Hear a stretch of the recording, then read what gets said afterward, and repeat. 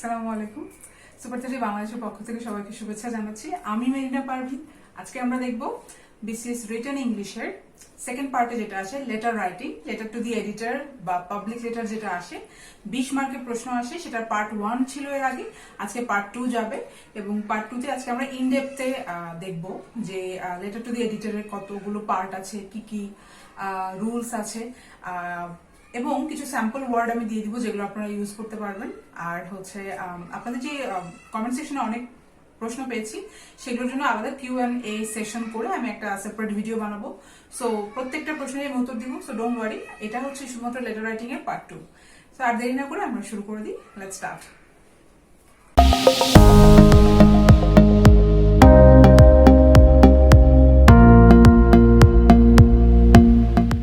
আচ্ছা, গতদিন আমরা দেখেছিলাম যে কত প্রকারের লেটার হয়, 5 প্রকারের হয়, এবং পঞ্চম যেই ফিফথ টাইপ অফ লেটার ছিল হচ্ছে স্যার আমানুল্লাহ স্যারের যে বই অনুযায়ী ফিফথ টাইপ হচ্ছে পাবলিক লেটার, যেটা আমাদের আলোচনার বিষয়। পাবলিক লেটার অর এটার নামই আসলে লেটার টু দি এডিটর।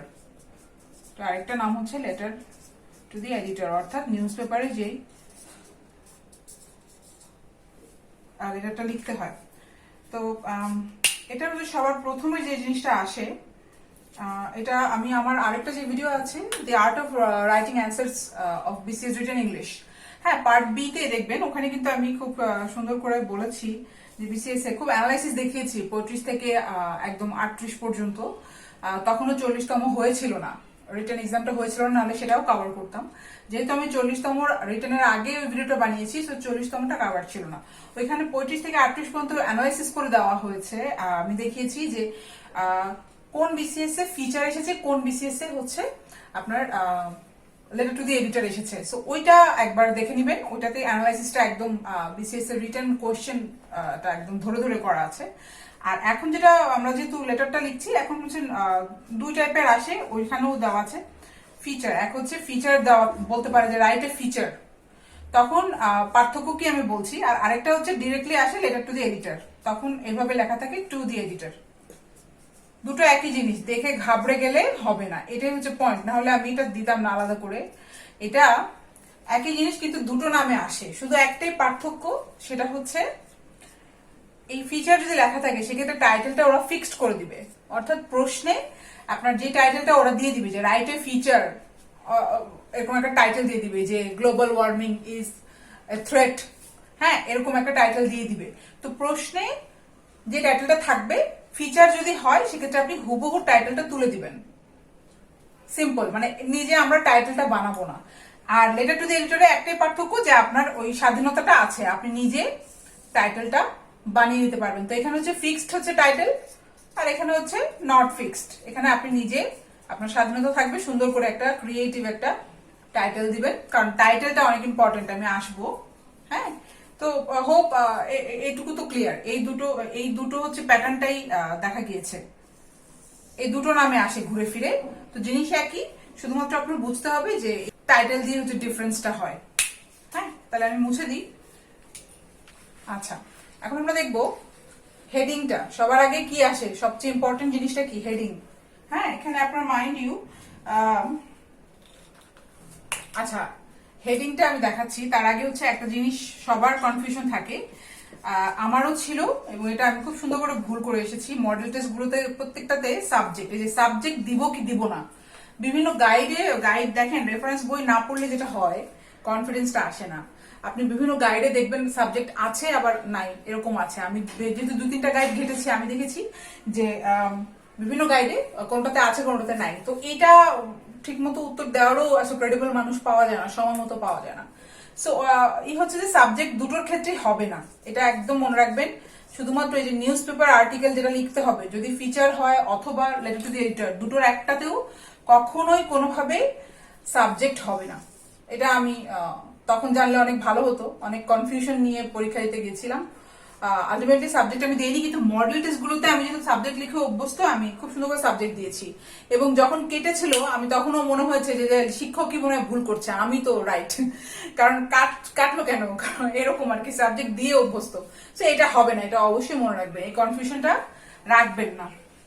এই লেটার টু দি এডিটর বা নিউজ পেপার যখনই আসবে যে নিউজ পেপারে কিছু লিখুন, কোনোভাবে আপনি সাবজেক্ট দিবেন না অ্যাপ্লিকেশনটাতে।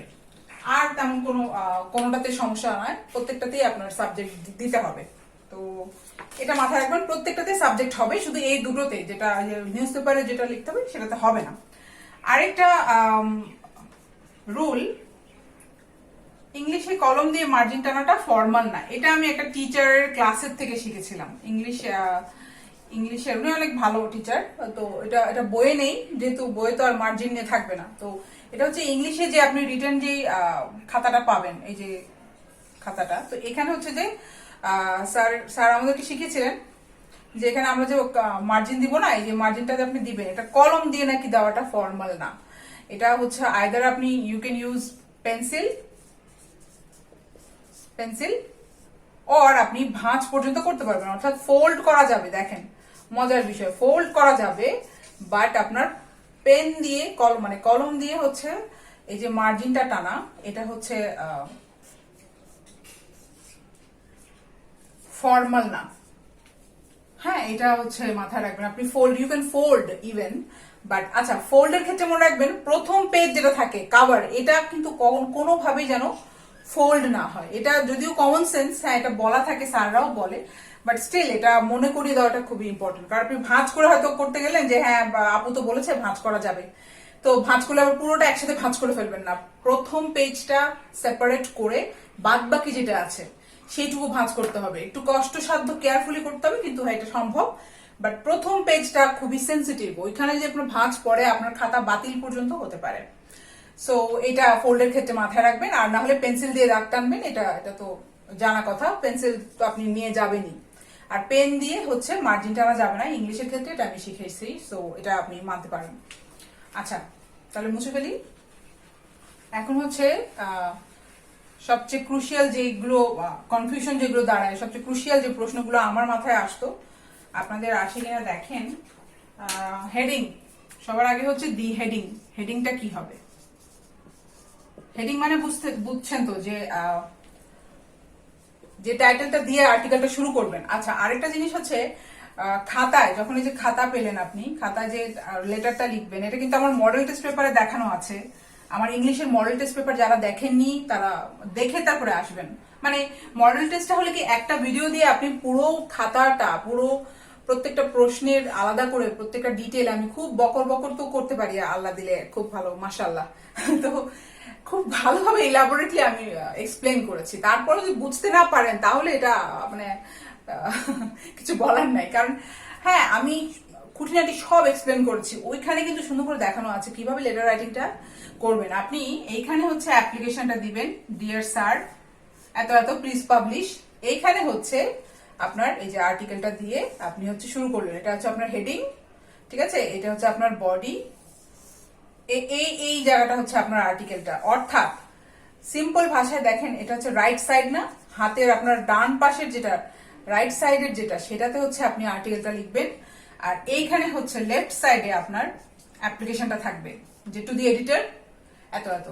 যদি আপনার এরকম না ম্যানেজ করতে পারেন, দরকার হয় এক পেজ খালি রেখে পিটিও বা প্লিজ টার্ন ওভার দিয়ে, হ্যাঁ, তারপরে এভাবে শুরু করবেন। এটা হচ্ছে নিয়ম, না হলে কিন্তু ওই যে ওটা নিয়ম না যে আপনি রাইট সাইডে শুরু করলে পেজ এইভাবে উল্টাতে হবে, কারণ এখানে আপনার আরেক পেজ লাগতে পারে, এটাতে আপনার 2 পেজ লাগতে পারে। হ্যাঁ, সো অলওয়েজ ডান সাইডে, একদম সিম্পল হিসাব হচ্ছে খাতা যদি এরকম হয়, ডান সাইডে আপনি আর্টিকেলটা লিখবেন, বাম সাইডে অবশ্যই আপনার অ্যাপ্লিকেশনটা হতে হবে। আচ্ছা, এটা তো আমি বলে ফেললাম, এখন আমরা হেডিং এ যাব। হ্যাঁ, এগুলো হচ্ছে আমার অভিজ্ঞতা থেকে রিটেনের হিসাব, এটা তো আসলে বইয়ে নেই। হ্যাঁ, এগুলো হচ্ছে এই খুঁটিনাটি বিষয়গুলো যে কত ক্রুশিয়াল হয়ে দাঁড়ায়, এগুলো আসলে মানে মার্কস যখন একটা একটা করে হারাতে থাকবেন, মডেল টেস্ট দিবেন বা যখন নিজে টেস্ট করবেন, তখন গায়ে লাগবে প্রচন্ড গায়ে লাগে যে এই সব সিলি কারণে হ্যাঁ আমার পাশের জন 2 মার্ক 3 মার্ক বেশি পাবে কেন, অথচ আমি বেটার রাইটার। সো এই জিনিসটা খুব খারাপ লাগতো। তো এটা আপনাদের আশা করি লাগবে না, এই রুলের ভিডিওগুলো বারবার দেখে একদম ব্রেইনে সেট করে ফেলবেন। আচ্ছা, যদি আমি একসাথে কভার করব, পার্সোনাল যদি হয় সেক্ষেত্রে কেমন হবে, ফর্মাল যদি হয়। হ্যাঁ, আগে আমরা পার্সোনালটা দেখে ফেলি এই এই ইসে। হ্যাঁ, আমরা বারবার একবার ফর্মাল শিখাবো অথচ পার্সোনালটা আপনাদের বাদ থেকে যাবে, এটা আমি চাইনি। যদি ইন কেস দিয়ে দেয়, বন্ধুর কাছে লিখুন, হ্যাঁ, ইংলিশে যে write a letter to your immigrant friend, হ্যাঁ, বা হোয়াট এভার, পার্সোনাল যদি আসে যেন আপনারা আটকে না যান। আমি কভার করে ফেলেছি ফর্মাল আর পার্সোনাল। আচ্ছা, পার্সোনাল যদি হয় সেক্ষেত্রে নিয়ম যেহেতু শিখছি, এখানে স্যার কিন্তু ব্রিটিশ রুলটা ফলো করেছেন। নর্মালি আমরা কি এখন প্র্যাকটিস কি বলেন তো, ওই আমেরিকান সব লেফট অ্যালাইনমেন্ট, এই বাম পাশে যে লেফট অ্যালাইনমেন্টে সব একসাথে দিয়ে দেয়, এখানে শুরু, এখানে সিনসিয়ারলি ইয়োর্স। এটা কি হচ্ছে কি আমেরিকান স্টাইল না? এটা কিন্তু আমরা সবাই জানি, কারণ অফিস আদালতে সব ইউজ করে অভ্যস্ত। আমরা যখন ইউনিভার্সিটি গুলোতে যখন আমরা টিচারদের কাছে লিখি, সবাই কিন্তু এটাতে অভ্যস্ত। কিন্তু রুল যেহেতু শিখবেনই, সবচেয়ে ভালোটা শেখা উচিত। ব্রিটিশটা তো সবচেয়ে ফর্মাল আমরা জানি, আর এখানে বইয়েও কিন্তু ওই ব্রিটিশ ভাবেই দেওয়া আছে। তো এখানে যদি পার্সোনাল হয়, আপনার পোস্টাল অ্যাড্রেসটা এই যে রাইট সাইডের টপ রাইট, এটা যদি আপনার পেজ হয়, ধরলাম এটা হচ্ছে আপনার পেজ, এই হচ্ছে পেজ, হ্যাঁ, বোর্ড ছোট তো, এই হচ্ছে আপনার পেজ। এই পেজের এই রাইট রাইট টপ রাইট সাইডে আপনার হচ্ছে যত নাম, আপনার বাসার অ্যাড্রেস, হ্যাঁ, তারপর হচ্ছে, আচ্ছা এখানে একটা জিনিস হচ্ছে নাম থাকবে না। এটা কিন্তু খুব আমিও জানতাম না, উপরে বা গাইডে দেখেছি, কিন্তু আসলে তো ওভাবে রুলটা এক্সপ্লেন করা নাই যে কেন নাম নেই। এখানে আছে যে নাম বাদে আপনি সব দিবেন উপরে, এই যে দেখেন যেন কনফিউশন না হয়, এখানে দেখেন নাম দিবেন না, ঠিক আছে, নাম বাদে হবে রুলটা। আচ্ছা, আমরা যেটাতে ছিলাম যে রাইট সাইডে হচ্ছে টপ রাইটে আপনার যে পেজ হলো পেলেন, মনে করলাম যে এইটা হচ্ছে আপনার পুরো পেজটা, হ্যাঁ পুরো পেজটা। এর মধ্যে হচ্ছে, এটা তো পার্সোনাল লেটার দেখাচ্ছি, এটা লেখার দরকার নেই, তো মুছে ফেলি। আচ্ছা, মনে করলাম এটা হচ্ছে আপনার পেজ, এটা হচ্ছে পুরো পেজটা, আর এটা পার্সোনাল লেটার দেখাচ্ছি, সো এটা লিখে রাখলাম যেন না ভুলেন। আচ্ছা, তাহলে এটা যদি আপনি পুরো পেজটা হয়, রাইট টপ রাইটে দেখেন নাম ছাড়া আপনার যত অ্যাড্রেস আছে, পোস্টাল আপনার পোস্টাল অ্যাড্রেস, হ্যাঁ, এই বাসা ধানমন্ডি এত, হ্যাঁ, তারপরে ঢাকা 1207 দিলেন বা 1200, অ্যাড্রেসটা দেওয়ার পর নিচে ডেটটা হবে, যেন না ভুলেন, আমি বক্স করে দিয়েছি, নিচে অবশ্যই ডেটটা হবে, আর উপরে এই নামটা কিন্তু নাম ছাড়া বাদ বাকি সব দিবেন। ঠিক এই যে ডেট শেষ হলো, এই ঠিক এই অ্যালাইনমেন্টে বরাবর লেফট সাইডে কি হবে, আপনার যে স্যালুটেশন যে শুরু, হ্যাঁ, এটাকে কি বলে, স্যালুটেশন বা সম্বোধন, বন্ধু, হ্যাঁ, আপনার যেহেতু বন্ধু বা আপনার পার্সোনাল লেটার, তো আপনার আত্মীয় যাই হোক, ডিয়ার রানা বা মিস্টার এত যাই দেন, শুরু হলো, এই যে আপনার বডি এখান থেকে শুরু হলো। এটা হচ্ছে পার্সোনালের ক্ষেত্রে, হ্যাঁ। আর ফর্মালটার ক্ষেত্রে আমি বলছি, এখন ফর্মালটার ক্ষেত্রে একই সাথে, এটা তো পার্সোনাল গেল, ফর্মালটার ক্ষেত্রে একই নিয়ম, কিন্তু এখানে জাস্ট ছোট একটা ডিফারেন্স হচ্ছে, ধরেন এই যে আমরা যে লেটার টু দি এডিটর দিচ্ছি, লেটার টু দি এডিটর যে লিখবো, এখানে এটা ঠিকই থাকবে, সম্বোধন তো ঠিকই থাকবে। এই জায়গাটাতে আমরা কি দিব, আমি যেটা করতাম আমেরিকান স্টাইল হলে সব একসাথে সব দিয়ে দেওয়া, হ্যাঁ, আমেরিকান স্টাইলে কিন্তু এখানে এই যে অ্যাড্রেস ট্যাড্রেস এখানে দেয় না। লেটার টু দি এডিটরে আমরা এখানে কি লিখি, ওই যে নিচে যেটা লিখি সেটা এখানে হবে, যে এলাকাবাসীর পক্ষ থেকে, মোহাম্মদপুর এলাকাবাসীর পক্ষ থেকে, হ্যাঁ, এখানেও অ্যাড্রেস দিলেন, সবই দিলেন, সেখানে এখানে কি হবে, পার্সোনাল যেহেতু না, জনস্বার্থে, তো আপনি এলাকাবাসীর পক্ষ থেকে দিলেন, ইংলিশে কি হবে, অন বিহাফ অফ মোহাম্মদপুর, হ্যাঁ, এরিয়া, তারপরে নিচে ডেট দিলেন, এই যে ডেট সবই ঠিক আছে। ঠিক এই ডেটের ঠিক অ্যালাইনমেন্টে যে শুরু শেষ হলো না, ঠিক এখানে শুরু হবে লেফট সাইডে দি এডিটর। সব গাইডে কিন্তু জাস্ট এইভাবে দেওয়া চলে, আমেরিকান স্টাইলটাই ফলো করেছে, এটা কিছুই দেয়নি, দি এডিটর। তারপরে দিলেন দি ডেইলি স্টার, হ্যাঁ, মানে আমরা যেভাবে শিখেছি ডেইলি স্টার, অ্যাড্রেস দিলেন, হ্যাঁ, কাউরান বাজার 1000, তারপরে এই যে ঢাকা। এইবার আপনি নিচে এখানে কিন্তু এই যে সম্বোধনটা কিন্তু এখানে হলো না, এখানে কিন্তু কি হলো, দি এডিটর দিয়ে শুরু হলো, এইবার আপনার সম্বোধনটা শুরু হবে এইখানে, ডিয়ার স্যার, হ্যাঁ, পার্সোনালটাতে শুধু এই পার্টটা থাকবে না, ডাইরেক্ট সম্বোধনে চলে আসবে লেফট সাইডে, বাট এখানে হচ্ছে এই লেটার হলে এখানে হচ্ছে ব্রিটিশ রুল অনুযায়ী এইভাবে হচ্ছে আপনার ফর্মাল এবং পার্সোনাল দুটো একসাথেই মনে রাখবেন। আচ্ছা, আমরা তাহলে এই হেডিং কভার করে ফেললাম, পরের সেকশনে চলে যাই। আচ্ছা, আমরা লেটার রাইটিং এর পার্সোনাল এবং ফর্মাল দুটোর ক্ষেত্রেই হচ্ছে দেখলাম কিভাবে আমরা স্টার্টিংটা করব, অর্থাৎ হেডিংটা কিভাবে দিব। ইটস ভেরি ইম্পর্টেন্ট, কারণ এটা কিন্তু গাইডে দেখবেন না, গাইডে কিন্তু জাস্ট আমেরিকান স্টাইলেই সব লেফট অ্যালাইনমেন্টে দেওয়া আছে, সেক্ষেত্রে কিন্তু মিল পাবেন না। সো এটা যেহেতু একটা রেফারেন্স বই, ওই স্যারের রেফারেন্স বই থেকে করা, আর এটা ব্রিটিশ রুল আর কি। তো ব্রিটিশ রুলের ক্ষেত্রে হচ্ছে এই যে ডান পাশে হচ্ছে আপনার নাম ছাড়া যেটা দেখালাম সব দিয়ে দিয়ে ঠিক এই অ্যালাইনমেন্টে আমাদের ফর্মাল যদি হয়, লেটার টু দি এডিটর হয়, তাহলে এই জায়গাটা দিব আমরা শুরুটা, তারপরে সম্বোধনে যে এখানে সবার শেষে এই যে ঢাকা যখন দিলেন আপনি শেষ করলেন, তারপরে এখানে হচ্ছে সম্বোধনটা চলে আসবে। এটাকে সম্বোধন বা ইংলিশে স্যালুটেশন বলে, এটারও আমরা নিয়ম দেখব। ঠিক আছে, আমি মুছে ফেলি, হেডিং আমরা শেষ করে ফেললাম।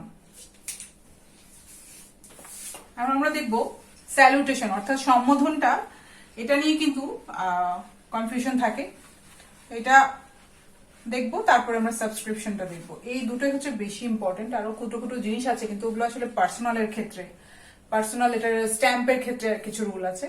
তো আমাদের বিসিএস এর জন্য হচ্ছে এই দুটো বেশি ইম্পর্টেন্ট হচ্ছে। এখন হচ্ছে দেখবো আমরা ওই যে স্যালুটেশন, দি স্যালুটেশন অর্থাৎ বাংলাতে যেটা আর কি সম্বোধন। ডিয়ার ফ্রেন্ড বলবো না কি বলবো, এটা আর কি। ঠিক আছে, আচ্ছা আমরা এখন স্যালুটেশন বা সম্বোধনের নিয়মগুলো দেখব। এটার সুবিধা হচ্ছে বইটাতে স্যার হচ্ছে একেবারে ধরে ধরে সব লিস্ট করে দিয়ে দিয়েছেন যে কোন ক্ষেত্রে কি হবে। তো আমার কাছে মনে হয়েছে যেহেতু ভিডিওটা থেকে যাবে, রেকর্ড থাকবে, আপনারা বারবার দেখবেন, তো আমি I might as well include.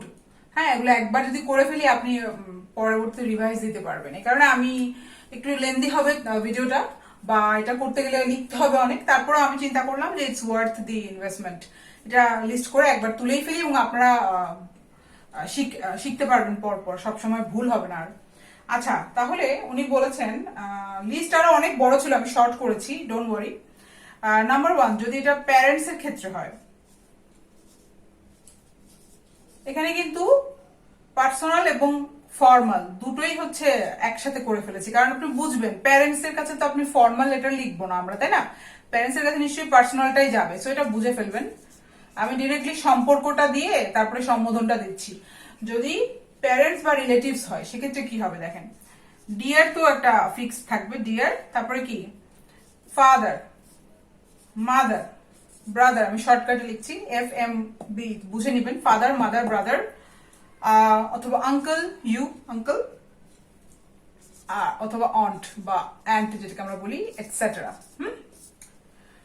এটা থাকলো। হ্যাঁ, এখন দেখেন মনে হতে পারে অবভিয়াস, এই রুল তো সবাই জানি, হ্যাঁ, কিন্তু এইগুলো পরীক্ষার হলে কাজ করবে না, বা বিসিএস এর প্রিপারেশন যখন রিটেনের প্রিপারেশন নেবেন এত বেশি মানে এতগুলো সাবজেক্ট গুলিয়ে ফেলবেন। সো রুলস গুলো মাথায় মানে কানের কাছে বাজাটা অনেক ইম্পর্টেন্ট, তাহলে আপনার একটা সাবকনসিয়াস মাইন্ডও ভুল করবেন না। সো এই জন্য মনে হচ্ছে খুবই অবভিয়াস, আমরা জানি, ইটস নট, মানে এটা ওইভাবে প্র্যাকটিক্যালি ওইভাবে কাজ করে না।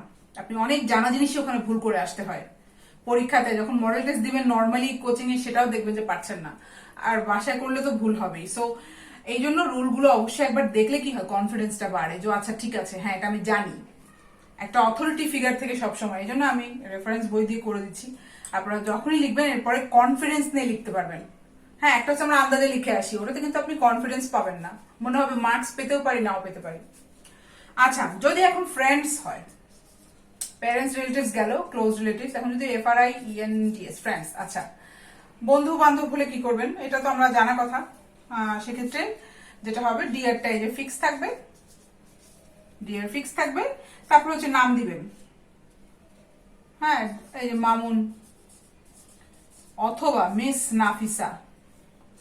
ফ্রেন্ডস এর ক্ষেত্রে এই যে মিস মিসেস দিতে পারবেন, সমস্যা নাই, এটাই আর কি। এটা আমার মনে হতো যে না ফ্রেন্ড তো আমি মিস দিব না, এটা মনে হতে পারে, বাট এটা করা যাবে। ফ্রেন্ডস হলেও ডিয়ার এই যে মিস, যে সম্বোধনগুলো এগুলো মিস মিস্টার এগুলো লাগানো যাবে, ইটস ওকে। আচ্ছা, তারপরে এরপরে দেখি লেস অ্যাকোয়েন্টেন্স। বোর্ডে আসছে কিনা আসলে আমি দেখতেও পাচ্ছি না, বোর্ডে কভার করছে কিনা। অ্যাকোয়েন্টেন্স মানে আমি শর্টকাটে লিখলাম। অ্যাকোয়েন্টেন্স মানে কি, ওই যে পরিচিত বোঝায়। যদি কম পরিচিত হয় আপনার, তাহলে তাদের কাছে লেটার, এগুলো কিন্তু আসলে পার্সোনালের, এগুলো আসলে ইসে পড়ে যাচ্ছে, পার্সোনালের মধ্যেই পড়ে যাচ্ছে। হ্যাঁ, কারণ লেটার টু দি এডিটর, এডিটরকেও আমাদের সম্ভাবনা খুব কম চেনার, কিন্তু চেনা পরিচিত হতেও পারে। সো এই লেস অ্যাকোয়েন্টেন্সটা কিন্তু আপনার লেটার টু দি এডিটরের ক্ষেত্রেও ব্যবহার করতে পারবেন, সম্বোধন।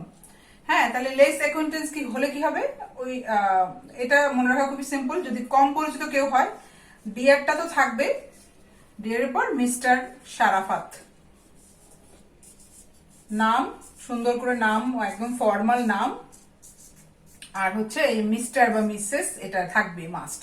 এই তো সিম্পল। এর পরের রুলটা দেখে মুছে ফেলতে হবে বোর্ডে।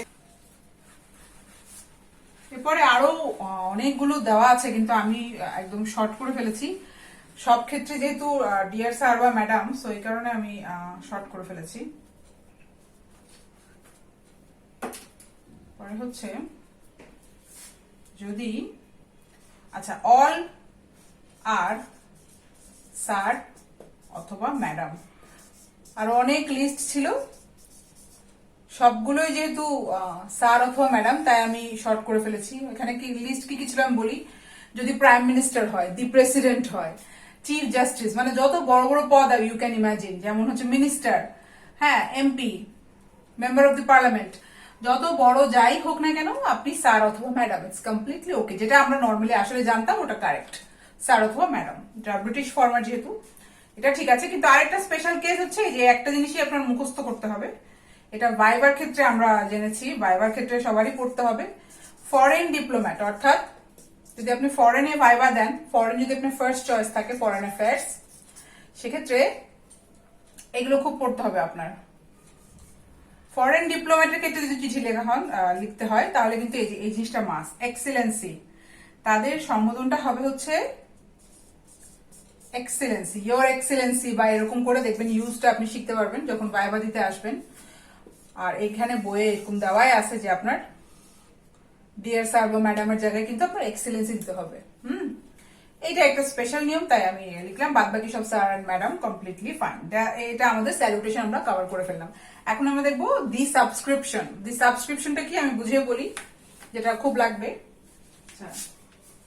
তো মুছে ফেলি।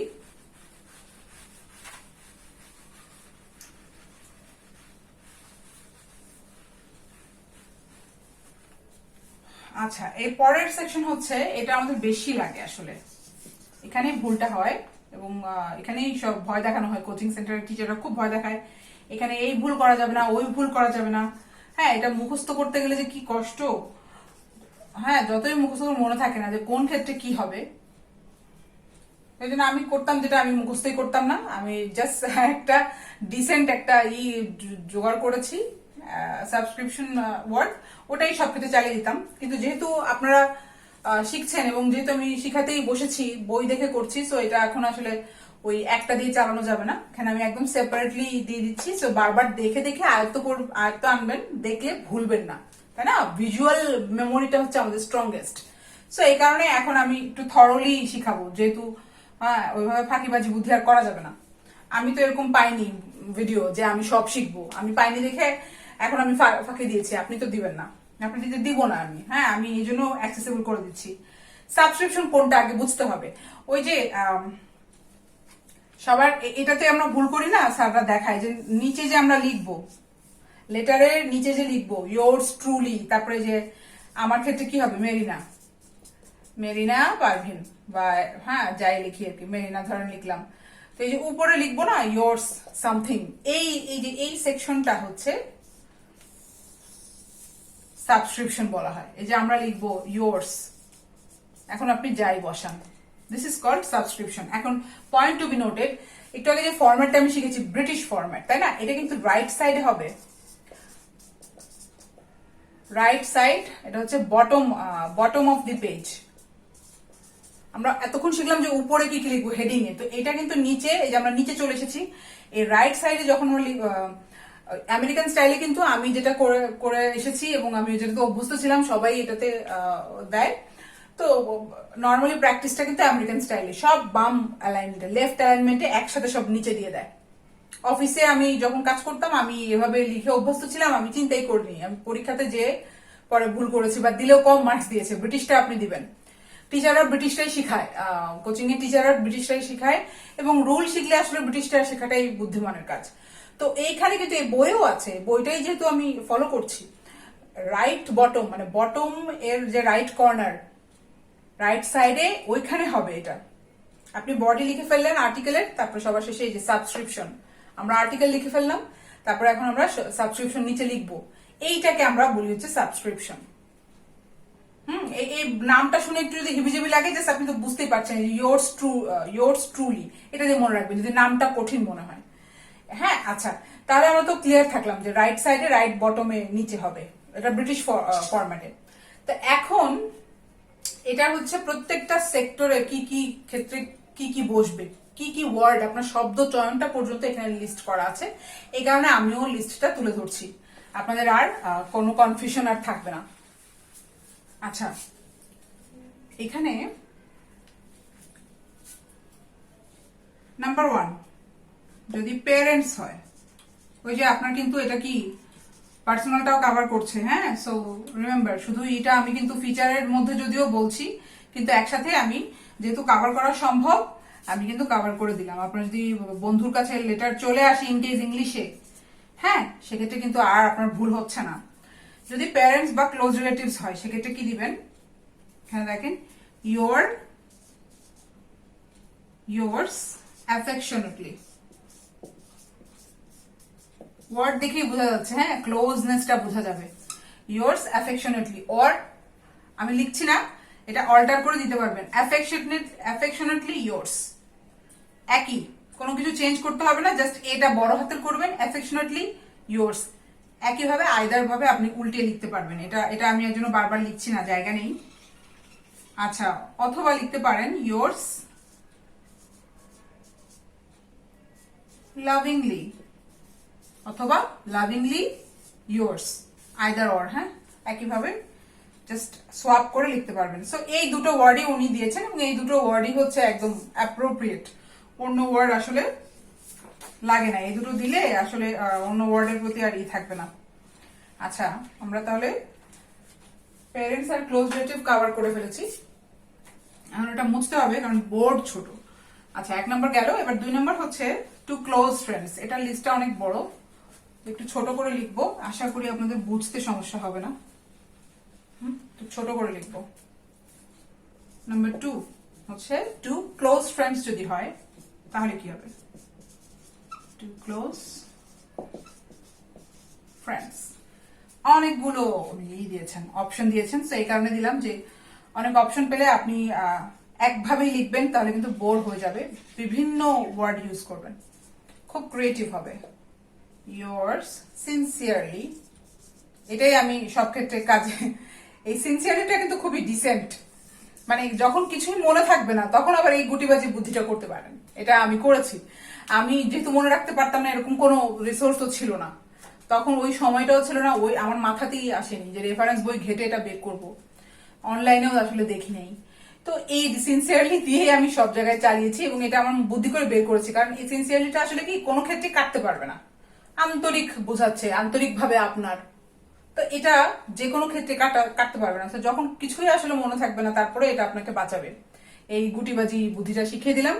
বাট আসলে এত শিখানোর পরও যদি চালাকি করতে যান তাহলে তো লাভ হলো না। তো এই জন্য অবশ্যই থরো হন, ক্রিয়েটিভ থাকেন, সবসময় অনেক ডিফারেন্ট চিন্তা করবেন। যখনই আপনার মাথায় এই সিনসিয়ারলি আসবেন একটু চিন্তা করবেন, না এটা সবাই দিবে, এটা আমি দিব না, একটু চিন্তা করলে দেখবেন 10টা ওয়ার্ড মাথায় আসছে। সো ওই সময়টা নিয়ে লিখবেন, হ্যাঁ, মানে যেটা মাথায় আসবে ওটা আগে মাথায় রাখবেন, যে যেটা মাথায় আসবে ওটা আমি যেন না করি, আমি এটা করতাম, যেটা আগে আসবে ওটা আমার, ওটা ট্র্যাপ, তো ওইটা তার মানে সবাই দিচ্ছে। সো একটু সময় নিলে 2-3 সেকেন্ড দিলে দেখবেন যে আপনি ইউ ক্যান গেট ক্রিয়েটিভ। আচ্ছা, এভার ইয়োর্স, এটা আমার কাছে ইন্টারেস্টিং লাগছে, এটা আমি আসলে জানতামই না যে ইউজ করা যায়, এভার ইয়োর্স, হ্যাঁ, এভার ইয়োর্স বা ইয়োর্স এভার, সিনসিয়ারলি ইয়োর্স বা ইয়োর্স সিনসিয়ারলি একইভাবে ইউজ করতে পারবেন। লাভিংলি ইয়োর্স, দেখেন এই লাভিংলিটা সব ক্ষেত্রেই ইউজ হচ্ছে। লাভিংলি ইয়োর্স অর্থাৎ বন্ধুদের কাছে তো অবশ্যই লাভিংলি হওয়া যায়। হ্যাঁ, তারপরে আরেকটা হচ্ছে কর্ডিয়ালি ইয়োর্স, ফন্ডলি ইয়োর্স, খুবই সুন্দর ওয়ার্ড। ফন্ডলি ইয়োর্স, দেখা যাচ্ছে কিনা বোর্ডে, আমি আসলে সন্দিহান, আমি ঠিক। আচ্ছা, ফন্ডলি ইয়োর্স। আরেকটা হচ্ছে কর্ডিয়ালি ইয়োর্স, খুবই পরিচিত ওয়ার্ড এগুলো আমাদের। তো আপনি জানতে পারলেন যে কোথায় কোথায় আপনি ইউজ করতে পারবেন। আমার পার্সোনাল ফেভারিট হচ্ছে ফন্ডলি, খুবই সুন্দর একটা ওয়ার্ড, ফন্ডলি ইয়োর্স। আচ্ছা, এই মোটামুটি আর নেই। আরেকটা দিয়েছে, এটা আমার খুব একটা ভালো লাগেনি, ডিভোটেডলি ইয়োর্স। এটা ডিভোটেডলি, তো বোর্ডে আর আসছে না, আপনারা শুনলেন এবং খাতায় নোট করে নেবেন। হ্যাঁ, আমরা যদি পিডিএফ এখন দিতে পারছি না। হ্যাঁ, পিডিএফ ক্যাম্প স্ক্যানারে এটা অনেক ঝামেলা, কারণ আমার এখানে স্টাফ নেই। সো পিডিএফ যদি দিচ্ছি না, পজ করে, what you can do is pause the video and then just এই যে বোর্ডটা যা দিলাম সাথে সাথে আপনি নোট করে নেবেন আপনার নোট খাতায়। এবং আমার যে কথাগুলো আপনার মনে হবে যে না কাজে লাগতে পারে, কথাগুলো একটু হয়তো নোট করে নোটা বিন দিয়ে স্টার মার্ক দিয়ে লিখে রাখলেন। সো এটা ভিডিও যখন দেখতে পারবেন না তখন you can use that notebook. আচ্ছা, এখন আমরা দেখবো the persons of less acquaintance, অর্থাৎ যদি কম পরিচিত মানুষ হয় সেক্ষেত্রে আমরা এই সাবস্ক্রিপশনের জায়গায় কি লিখবো। আচ্ছা, আমরা এখন দেখবো 3 নাম্বার হচ্ছে পার্সনস অফ লেস অ্যাকোয়েন্টেন্স, অর্থাৎ কম পরিচিত যদি হয় অথবা নাম না জানা ব্যক্তি যদি হয়। আমি শর্টকাটে লিখলাম কম পরিচিত, এর আগে কি ছিল, ক্লোজ ফ্রেন্ড ছিল। ক্লোজ ফ্রেন্ড মানে কি, আপনি কিন্তু নাম জানেন, তাই না? আপনার বন্ধু, আপনার ঘনিষ্ঠ বন্ধু, আপনি নিশ্চয়ই নাম জানেন। তো এই নাম না জানা যদি কম পরিচিত হয় বা নাম না জানা ব্যক্তি হয়, এটা খুবই ইম্পর্টেন্ট। হ্যাঁ, এখানে নোট করবেন, এখানে দিয়েছে নাম্বার 1 যে পয়েন্টটা উনি দিয়েছেন যে ইয়োর্স ট্রুলি, এই দুটোতেই আমাদের কিন্তু মারপ্যাচ খায়, সিনসিয়ারলি আর ট্রুলি, সব জায়গায় এই দুটো দেওয়া। আর আমরা দুটো হচ্ছে যে ইন্টারচেঞ্জেবলি ইউজ করে দিই, কিন্তু এটা আসলে ভুল। সিনসিয়ারলিটা শুধুমাত্র আপনি নাম জানা ব্যক্তির কাছে ইউজ করতে পারবেন। যে ডিয়ার রহিম, মানে আপনি কি চিনেন, তাকে ভালোভাবেই চিনেন, সেটা ঘনিষ্ঠ বন্ধু বা খুব ভালোভাবে মানে চিনেন। আর যখন আপনি নাম জানবেন না, তার মানে কি বলেন তো, আমাদের এটা কিন্তু দ্য এডিটর, আমরা যে এডিটরের কাছে যে লিখছি এটা কিন্তু আমার নাম না জানা অথবা কম পরিচিত হতে পারে, তাই না? যদিও এডিটর নাও হতে পারে, কিন্তু যদি হয় এই ক্যাটাগরিতে কিন্তু পড়তে পারে, সেক্ষেত্রে কিন্তু তার মানে কি ট্রুলিটা আমরা ইউজ করব, সিনসিয়ারলি কিন্তু কোনোভাবে ইউজ করব না। এই জিনিসটা খুব সুন্দর করে নোট করবেন। এই জিনিসটা আমি জানতাম না, কারণ মানে কনফিউজড ছিলাম, গাইড দেখে পড়তাম এই কারণে, কিন্তু সময় পাইনি বা এইটা মাথাতেই আসেনি যে আমি দেখে নিই। হ্যাঁ, তো এখন যেহেতু আমরা রেফারেন্স বই থেকে শিখিয়ে দিচ্ছি, আপনার কোনো কনফিউশন থাকবে না এবং আপনি এটা খাতায় নোট করবেন এবং ভিডিও বারবার দেখে এটা আয়ত্তে আনবেন। এটা এত ডিটেইলে ভিডিও দিচ্ছি কারণ ভিডিও দিয়ে বারবার দেখলে মনে থাকবে। হ্যাঁ, একবার দুবার দেখার জন্য তো না, ঠিক আছে? বারবার পড়াটা কষ্ট, ভিডিও দেখাটা কষ্ট না। আচ্ছা, ইয়োর্স ফেইথফুলি, এবার দেখেন এই ফেইথফুলিটাও সব জায়গায় দেওয়া। হ্যাঁ, আমিও সব জায়গায় আন্দাজে দিয়ে দিতাম, কিন্তু তার মানে এটা কিন্তু কম পরিচিতর ক্ষেত্রে আমরা ইউজ করবো ফেইথফুলি, ট্রুলি। শুধুমাত্র সিনসিয়ারলিটা কিন্তু হবে না। সিনসিয়ারলিটা হচ্ছে আমাদের বন্ধুদের কাছে বা আমাদের খুব ভালোভাবে পরিচিত এমন ব্যক্তির কাছে। সো আই হোপ বোর্ডে দেখা যাচ্ছে ভালো মতো, নোট করে নেবেন। পিডিএফ দিতে পারছি না, হ্যাঁ, পিডিএফটা এখন আসলে চেয়ে লাভ নেই, আপনারা খাতায় নোট করে ফেলবেন। আচ্ছা, মুছে ফেলি এটা। পিডিএফটা আসলে করাটা অনেক ঝামেলা, আমি একা একা যেহেতু করছি, আমাদের কোনো অফিস সেট আপ নেই, অফিসের স্টাফও নেই, আমার কাছে এখন কেউই নেই। সো আপনারা, এটা একটা ভালো সুযোগ, আপনারা নোট করে নেবেন, কারণ পিডিএফ পেলে হয়তো নোটই করতেন না। সো এটা আরো পড়াশোনা শেখার জন্য খারাপ। আচ্ছা, number 4, to the authorities in application, যদি কোনো অথরিটি হয় অর্থাৎ কর্তৃপক্ষের কাছে যদি লিখতে যান, যেমন আমরা কি করতে পারি, পরিবেশ মন্ত্রণালয়ের কাছে আপনি চিঠি লিখছেন, হতে পারে না যে বন্যা কবলিত এলাকা বা এখানে এই হচ্ছে, ওগুলোকে বলে হচ্ছে অথরিটি। সেক্ষেত্রে আমরা কি লিখবো, অর্থাৎ কর্তৃপক্ষ, এটা গভর্নমেন্ট হতে পারে, এটা কোনো একটা অফিস, বড় একটা সরকারি অফিস হতে পারে, বেবজা বেজা এগুলো হতে পারে না, তারপরে হচ্ছে আপনার ডেস্কো, ইলেকট্রিসিটি, এগুলো হতে পারে। তখন আমরা কি করব, দেখেন এই যে অথরিটি নামটা দিয়ে মনে রাখবেন, yours obediently, বাধ্য থাকিব, বাধ্যর ব্যাপারটা জিনিসটা চলে আসবে, রুলস, হ্যাঁ বাধ্য থাকিব, yours obediently, এটা বোঝাই যাচ্ছে অথরিটি, এটা মনে রাখাটা খুব ইজি। আর এখানে যেহেতু অথরিটির একটা ব্যাপার আছে, আপনার প্রতি বিশ্বস্ততার একটা ব্যাপার চলে আসবে, এই ফেথফুলিটা দেওয়া যাবে, কারণ অথরিটিও আপনার কম পরিচিতই হবে, এটাই স্বাভাবিক। সো ওটা দিয়ে মনে রাখবেন, এই ফেথফুলিটাও হবে, ওবিডিয়েন্টলিটা তো মাস্ট হবে। ওবিডিয়েন্টলি আমরা তো আগে ছোটবেলায় সব জায়গায় দিয়ে দিতাম, তাহলে তো আমরা টিচারদের কাছে দিতাম না, স্কুলের authority, so in a sense ওটা রাইট ছিল, অবিডিয়েন্টলি আপনার বাধ্য থাকিব, স্কুলের কর্তৃপক্ষের কাছে তো আপনি বাধ্য থাকবেন, এটাই স্বাভাবিক। সো এই যে আর কনফিউশন থাকলে না, নোট করে নেবেন, মুছে ফেলি। এখন আমরা দেখবো আবার এখানে টিচারদেরকেও আলাদা করে দেওয়া হয়েছে, দেখেন টিচারদের জন্য আলাদা করে রুল আছে, কত কিছু জানার যে আছে আসলে। আচ্ছা 5 নম্বর হচ্ছে to the teachers and authorities educational, দেখেন আলাদা করে দেওয়া আছে, যদি এডুকেশনাল কোনো ইনস্টিটিউশনের আপনি টিচারদের কাছে লিখতে যান, অর্থাৎ এটা কিন্তু আমাদের বেশি লেখা হয় স্টুডেন্ট অবস্থায়, সবচেয়ে বেশি কাজে দিবে স্টুডেন্টদের জন্য আর কি, আমরা সবসময় এটা লিখে অভ্যস্ত। কিন্তু দেখেন এখানে রুলটা দিয়েছে, আই রিমেইন,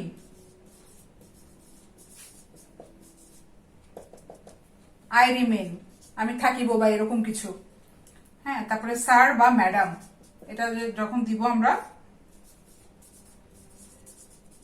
স্যার বা ম্যাডাম থাকবে, ইয়োর মোস্ট, দেখেন এটা কিন্তু মানে একটা ইসে, মানে এটা একটা এক্সাম্পল, এটা কিন্তু দুইটা তিনটা সেন্টেন্স না, মানে একভাবে একটাতেই লিখে ফেলবেন, আই রিমেন স্যার বা ম্যাডাম, ইয়োর, স্যার বা ম্যাডামের হয়তো নাম দিলেন বা স্যার বা ম্যাডাম শুধু সম্বোধনটাই দিলেন, তারপর হবে ইয়োর মোস্ট obedient পিউপিল, খুবই ফর্মাল এবং খুবই ব্রিটিশ, হ্যাঁ। কিন্তু দেখেন আলাদা যে রুল আছে, এটা আমি নিজেও জানতাম না, আই রিমেইন, হ্যাঁ উনি আর কিছু দেয়নি, আই রিমেইন দিয়েছে। সো এটা আরো দেখতে হবে, আপনারা যদি একটু কনফিউশন থাকে একটু গুগল করে নেবেন, কিন্তু উনি বইয়ে কিন্তু এভাবে দেওয়া আছে, আই রিমেইন স্যার বা ম্যাডাম, কিন্তু আমার ধারণা এই রিমেইনের পরে কোন একটা আপনার ওয়ার্ড দিতে হবে, I remain obliged, I remain obedient, হ্যাঁ। এটা তো শুধু আই রিমেইন হতে পারে না, কিন্তু বইয়ে এভাবেই দেওয়া, তাই আমি শিখালাম। তো এরকম একটা I remain obliged that, obliged, তারপরে কমা দিলেন, স্যার বা madam your most obedient pupil অথবা স্টুডেন্ট, খুব সুন্দর। এবং এটা সেপারেট যে রুল আছে, এবার দেখেন, হ্যাঁ বই, একটা রেফারেন্স বই ঘাটার কত সুবিধা। আচ্ছা তাহলে আপনারা আই হোপ যে তুলে নিয়েছেন, আমি এখন মুছে ফেলি এবং পরের এটা চলে যায়, আরো অনেক লিস্ট আছে, 6 আছে, 7 আছে।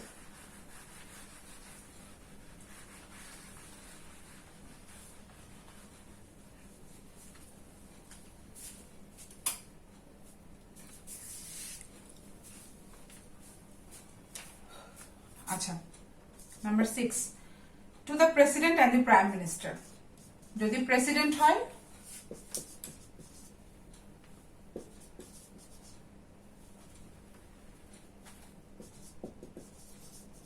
or প্রাইম মিনিস্টার, আমি শর্ট করে লিখে দিলাম, তো বড় করে আসলে লিখে,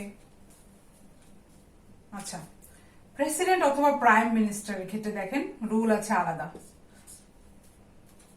I have the honor, I have the honor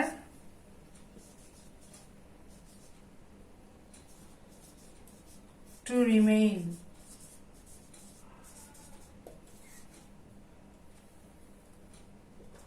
এটা একটা ফরম্যাট। আরো একটা ফরম্যাট, এটা শুধুমাত্র দেখেন প্রেসিডেন্ট আর প্রাইম মিনিস্টারের ক্ষেত্রে, এমপিদের ক্ষেত্রে কিন্তু না, এমপিদের জন্য আলাদা আছে। আরেকটা দিতে পারেন অর, আরেকটা আছে মোস্ট রেসপেক্টফুলি ইয়োর্স, এখানে যেহেতু প্রাইম মিনিস্টার ব্যাপারটা আছে, তো এখানে রেসপেক্টের ব্যাপারটাও চলে আসে, এইভাবে মনে রাখবেন যে মোস্ট রেসপেক্টফুলি ইয়োর্স, এই দুটো ফরম্যাট দেওয়া আছে, ঠিক আছে। খাতায় সুন্দর করে আলাদা করে তুলে নেবেন। এটা কাজে লাগতে পারে, কারণ যেহেতু আপনি লেটার টু দি এডিটর, যদি আপনি ওই বলে না যে প্রধানমন্ত্রীর দৃষ্টি আকর্ষণ করছি, এরকম কিন্তু এটা তো জনস্বার্থেই লেটার, তাই না? তো এই জন্য আলাদা করে ফরম্যাটটা যে দেওয়া আছে খুব ভালো হয়েছে। আপনি যখন প্রাইম মিনিস্টার বা প্রেসিডেন্টকে লিখতে হবে, আপনি এটা দিতে পারবেন। 7 নম্বর পয়েন্ট, লাস্ট হচ্ছে, যদি এমপি হয়, অর্থাৎ parliament member of the parliament, minister, এদের ক্ষেত্রে দেখেন আবার আলাদা নিয়ম।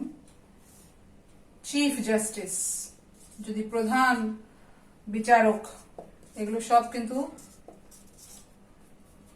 দেওয়া আছে। সেক্ষেত্রে জাস্ট ভাগ্য ভালো একটাই আছে। এরকম আরো যদি রেসপেক্টফুল ব্যক্তি হয়, সেক্ষেত্রে দেওয়া আছে very truly yours.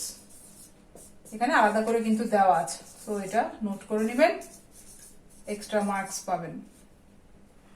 Very truly yours একটাই দেওয়া আছে, এটা দিয়ে শেষ করবো। ভেরি ট্রুলি ইয়োর্স, ট্রু এর ব্যাপারটা চলে আসে। চিফ জাস্টিস তো আপনি মিথ্যা বলতে পারবেন না, ব্যাপারটা এরকম হয়তো, আই ডোন্ট নো, বাট মনে রাখার জন্য বললাম। আচ্ছা, মুছে ফেলি। আমাদের সাবস্ক্রিপশনটা আমরা শেষ করে ফেলেছি। এখন কিন্তু হচ্ছে ফিচারের যে মেইন জিনিসটা, বিশাল বড় লিখতে হয় যেটা আর্টিকেল, সেটাতে যাব, যেটা আপনি আসলে নিউজ পেপারে ছাপাবেন। এতক্ষণ শুধু আমরা ফরম্যাটটা শিখলাম, এখন ছাপানোরও যে ছাপাবেন যে আর্টিকেলটা, সেটা নিয়ে রুল আছে, খুবই ক্রুশিয়াল রুল আছে, সেগুলোতে এখন আমরা দেখবো।